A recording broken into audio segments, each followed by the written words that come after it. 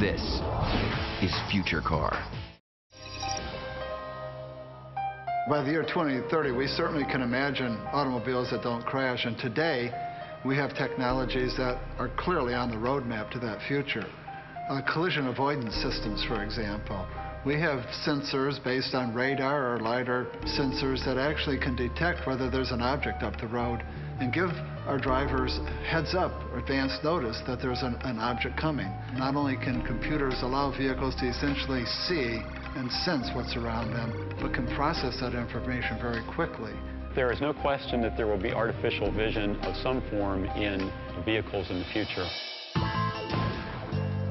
In order to achieve a crash-free world, our cars must be communicating with one another, all guided by the smart roadways they travel on.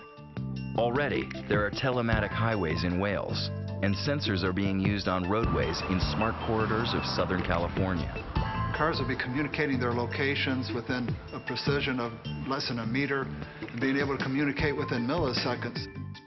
What makes engineers believe that they can achieve this mathematical precision with cars? Think today about subway stations. It's always amazing to me to watch that crowd of people walking very fast toward each other, but never bumping into each other. So we know that the algorithms exist, the controls exist in our mind to allow us to avoid those kinds of crashes. Now imagine an intersection with cars approaching the intersection from all directions. Can we take that same logic and incorporate it into the driving task autonomously? Before computer-aided systems are put out on the roadways, extensive simulations are done, like testing the reaction time of machines versus humans. This demo is a good example of how technology can help a driver. The driver hit the brake 1.3 seconds after the computer. That time difference of a second or more could be the difference between having an accident or not having an accident.